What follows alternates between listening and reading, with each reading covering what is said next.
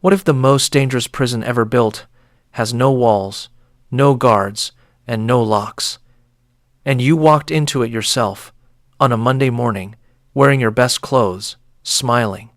Here is the secret they never put in the employee handbook. The salary was never just a number.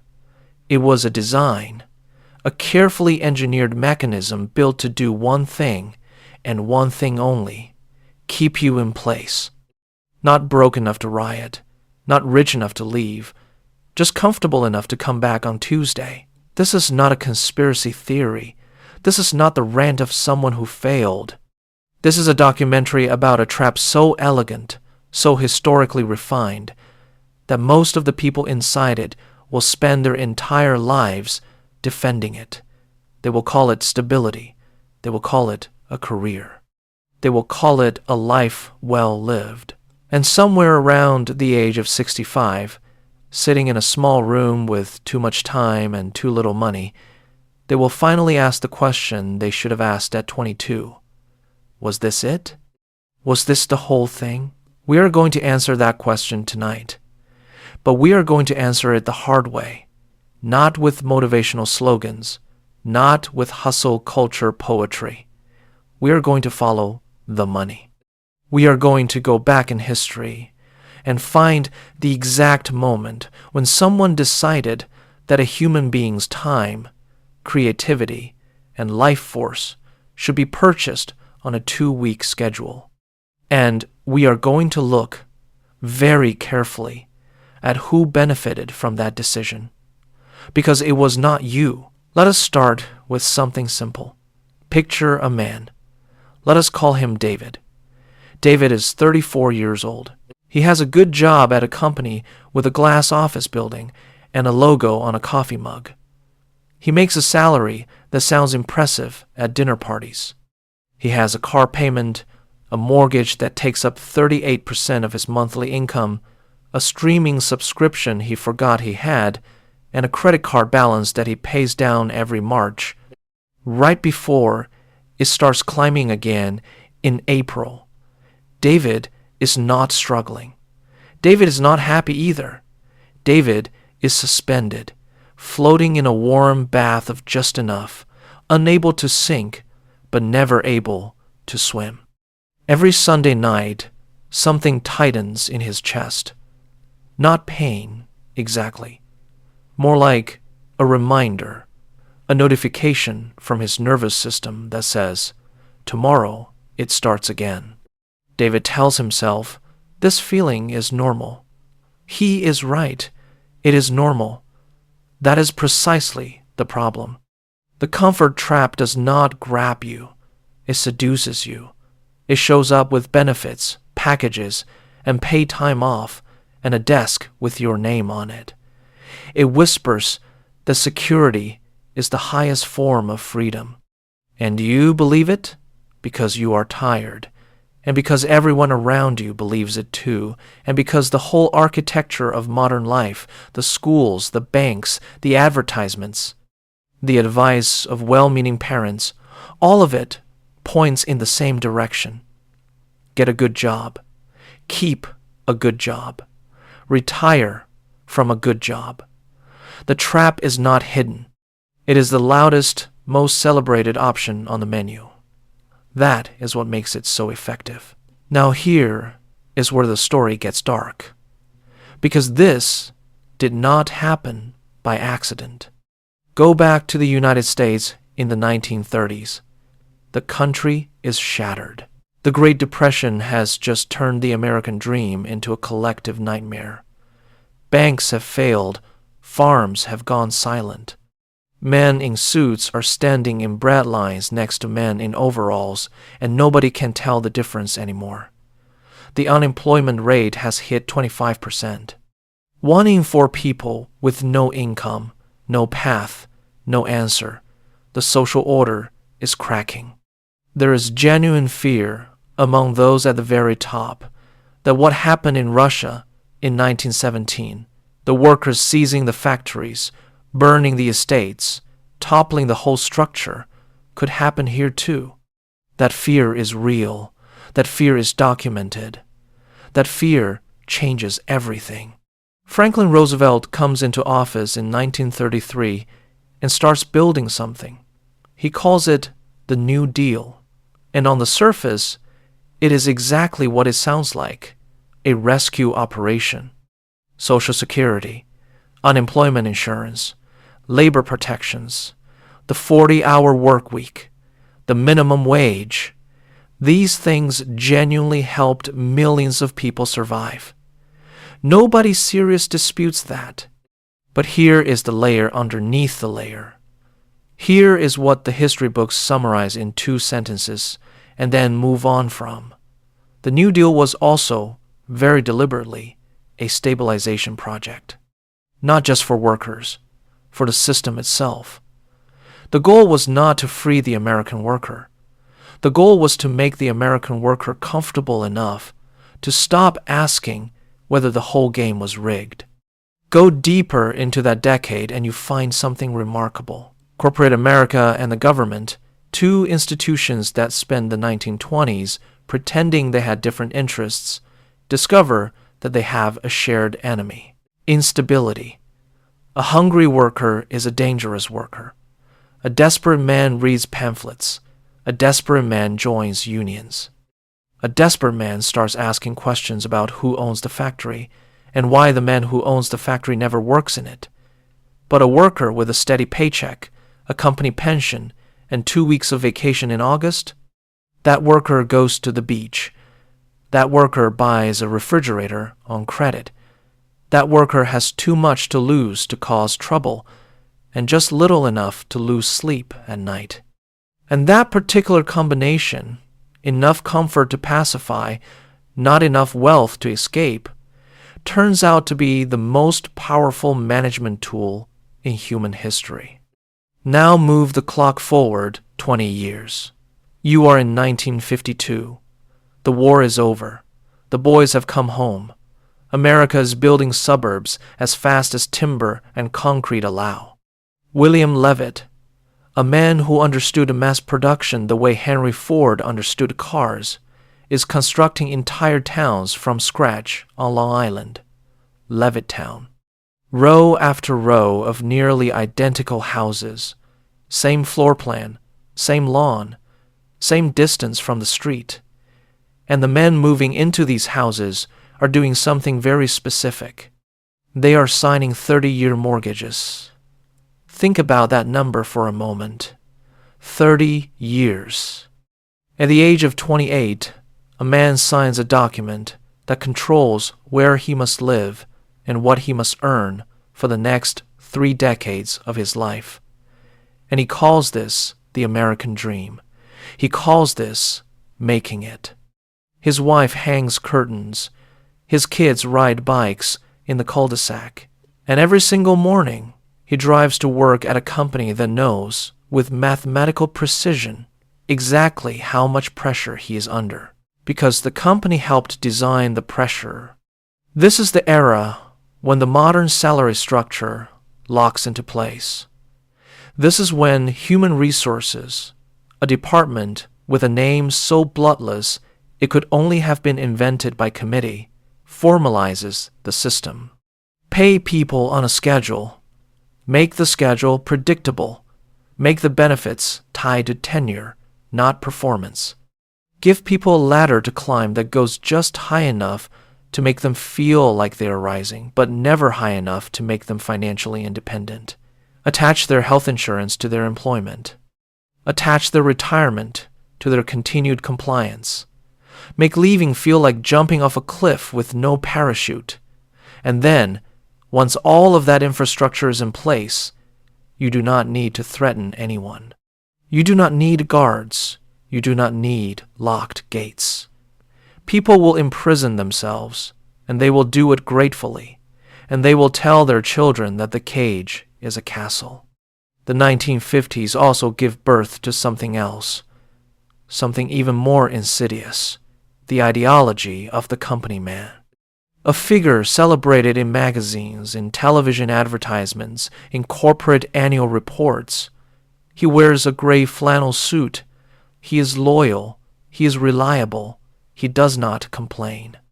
He identifies with his employer the way a medieval serf identified with his lord, not because he has to, but because the culture has taught him that this identification is a virtue. His title is his identity. His salary is his worth. Ask him who he is, and he will tell you where he works. This psychological merger between a person's sense of self and their position in a hierarchy is not accidental. It is the final piece of the trap. Because a man who believes that his job is his identity will do anything to protect that job. He will swallow humiliation. He will work weekends. He will smile at people he despises. He will betray his own instincts over and over again, in small ways, every day, because the alternative is not just losing income, it is losing himself. Now let us talk about the machinery, the actual mechanics of how this works in the present day. Because the gray flannel suit is gone, but the system underneath it is more sophisticated than ever. Start with the paycheck cycle. You work for 2 weeks. You receive money. You spend that money on the obligations you created to justify needing the money in the first place. The mortgage, the car, the insurance, the subscriptions, the food delivery because you are too exhausted from work to cook. And then the money is gone, and you need the next paycheck, and the cycle resets. Economists have a clinical term for this. They call it the paycheck-to-paycheck phenomenon. In the United States, surveys consistently show that somewhere between 55 and 60% of Americans live this way, regardless of income level. People earning $100,000 a year are trapped in the same cycle as people earning $40,000. The numbers are different. The trap is identical. Because the system is not designed to be outrun by earning more. It is designed to expand, to consume whatever you earn. Every raise you get, the lifestyle quietly upgrades. The apartment gets bigger. The car gets newer. The restaurant gets nicer. And you end up, somehow, with the same amount left over, which is almost nothing. Now add debt. Not as a personal failure, but as a product. Student loans are the masterpiece of this architecture. Take a person at the age of 18, the youngest and least informed they will ever be as an adult, and offer them the only socially acceptable path to a middle-class life. But attach to that path a debt that will follow them for a decade or 2 decades. The average student loan debt in America sits somewhere around $37,000 per borrower. But the number is almost irrelevant. What matters is the psychology. A 23-year-old entering the workforce with significant debt is not a free agent negotiating their future. They are a person who needs a paycheck. Right now. Whatever paycheck they can get. And the employer knows this. The entire hiring ecosystem knows this. The starting salary is set, in part, based on the knowledge that the candidate does not have the luxury of walking away. Then there is the retirement system. The shift from pension plans to 401k accounts, which happened gradually through the 1980s and 1990s, is one of the most significant and least discussed transfers of risk in modern economic history. Under the old pension system, the company promised you a monthly income for life when you retired. That was their obligation, their liability, their problem to fund. The 401k said, "Here is a tax-advantaged account. Fill it yourself, invest it yourself, manage it yourself, and hope that the market does not collapse the year you plan to retire." The risk moved from the corporation to the individual. The corporation celebrated this as innovation, as empowerment, giving workers control of their own destiny. What it actually gave workers was responsibility without power. You bear the risk. They keep the profit. And now your retirement, the one thing that was supposed to be the finish line, the reward for decades of compliance, is tied to the stock market, which means it is tied to the behavior of the very corporations you spent your life working for. The cage is smaller than you thought, and it is shaped like a circle. None of this requires a villain twirling a mustache in a dark room. That is what makes it so difficult to fight. There is no single conspirator to expose. There is a system, and the system has logic, and the logic is self-reinforcing. Companies need workers who will show up consistently. Workers need income to survive. Banks need borrowers who are stable enough to repay. Governments need citizens who are pacified enough not to burn things down. Everyone is acting rationally within the system, and the system, as a whole, produces a world where the majority of human beings spend the majority of their waking hours doing things they would not choose to do, for organizations they do not control, to earn money that disappears before they can think about what it means. And then they do it again, for 40 years, and then they die. The philosopher Henry David Thoreau sat alone in a cabin on the edge of Walden Pond in 1845 and wrote something that still cuts like a blade. He said that the mass of men lead lives of quiet desperation. He was not describing poverty. He was not describing violence. He was describing the specific agony of a life that is technically functioning but spiritually suffocating. A life of meetings and obligations and commutes and performance reviews and retirement accounts and weekend errands and the slow, grinding awareness that something essential has been traded away and you cannot quite name what it was or when exactly you agreed to the trade. Thoreau wrote that in 1845. The Industrial Revolution was just getting started. He saw the trap being built and he walked into the woods to think about it. Most people do not have a Walden Pond. But the question he was asking is the most important question of any life. What are you actually doing here? And who does it serve? So what is the exit? And here is where this documentary refuses to give you a poster with a sunrise and a quote. The exit is not a life hack. It is not a side hustle. It is not buying Bitcoin or waking up at 5 in the morning or reading the right 10 books. Those things might be tactics. The exit is a philosophical shift that has to happen first, before any tactics matter at all. And the shift is this. You have to stop believing that security and freedom are the same thing, because they are not.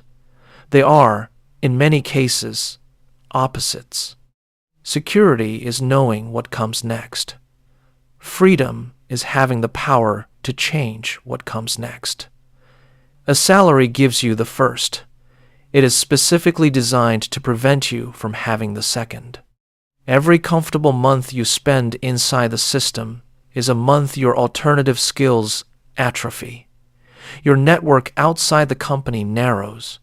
Your confidence in your own independent capability quietly erodes. The golden handcuffs are real not because they are golden, but because you forget they are handcuffs at all. The people who escape the salary trap, not all of them, not even most of them, but the ones who do, they share one characteristic: not intelligence, not capital, not luck, though luck plays a role in everything.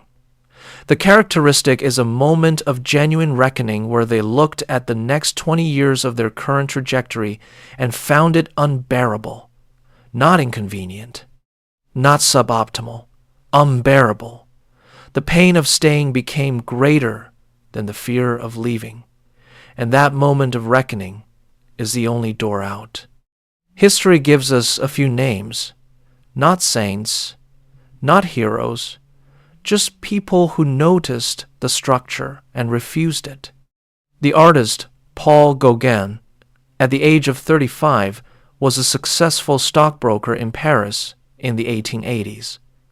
He had a wife, 5 children, a comfortable home, a socially approved existence. And one day he simply stopped. He walked away from the brokerage, eventually walked away from France, eventually walked to Tahiti with almost nothing, and spent the rest of his life painting with a ferocity that could only come from someone who had decided that the alternative to creating was dying slowly in a suit. His personal life was complicated and sometimes ugly. His art was undeniable. The point is not to romanticize his choices. The point is that he saw the cage, named it clearly, and chose the discomfort of the outside over the comfort of the inside. Most people never even name the cage. The radical lifestyle shift is not about geography or career titles. It is about the relationship between your time and your money. The trap works because your time is consumed before you can invest it in building independence.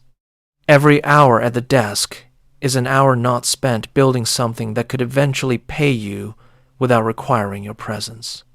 Every month of lifestyle inflation is a month pushing your freedom date further into the distance.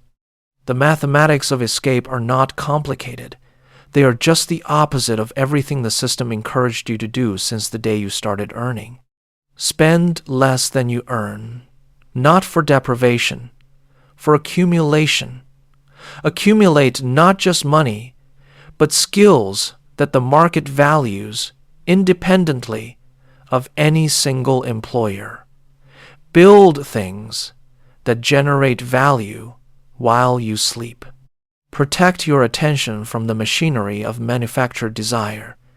Every advertisement you ignore is a decision not to trade your future freedom for a present comfort you did not actually need.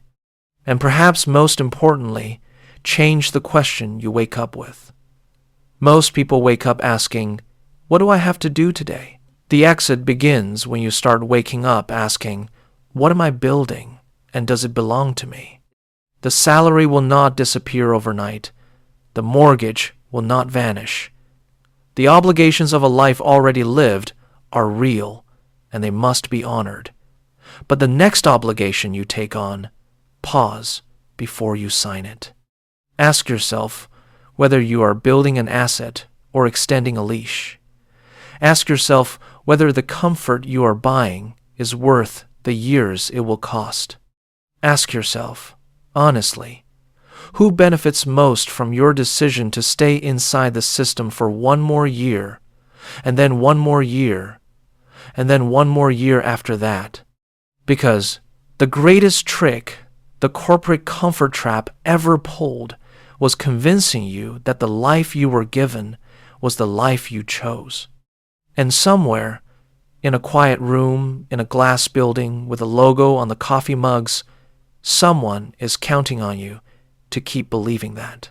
Do not make it easy for them.